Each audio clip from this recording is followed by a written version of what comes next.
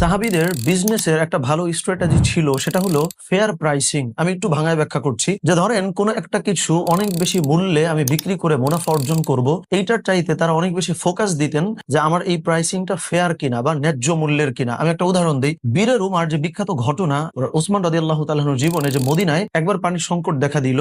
তখন যেটা হচ্ছিল, এই কূপটা একটা ইহুদির মালিকানায় ছিল। তো ইহুদি অনেক চড়া মূল্যে সবার কাছে পানি বিক্রি করতো, যার জন্য মদিনায় পানির সংকট দেখা গেছিল। ওই মুহূর্তে উসমান রাদিয়াল্লাহু তাআলা আনহুকে ওই ইহুদি অফার করছিল যে আমি তোমার কাছে এটা অনেক চড়া মূল্যে বিক্রি করি, যেহেতু তুমি ব্যবসা বাণিজ্য করো, এটাও তুমি অনেক বেশি মূল্যে বিক্রি করে ব্যবসা বাণিজ্যের জীবনে তুমি সাফল্য পাবা। তখন দেখেন উসমান রাদিয়াল্লাহু তাআলা আনহু কি করছিলেন, তিনি এইটা ওই ইহুদির কাছ থেকে প্রথমত তিনি ফেয়ার মূল্যে ক্রয় করছেন, দ্বিতীয়ত কোন কোন বর্ণনায় আছে যে এটা কেনার পরে উসমান রাদিয়াল্লাহু তাআলা আনহু সবার জন্য এটা ফ্রি করে দিয়েছিলেন। আবার কোন কোন বর্ণনায় আসছে যে ফেয়ার প্রাইসে তিনি এটা বিক্রি করতেন। সো এইটার মাধ্যমে কি হয়েছে আমি বলি, একজন ব্যবসায়িক জীবনের অনেক বড় সফলতা কিন্তু এইটা যে তার সোশ্যাল রিকগনিশন কতটুকু।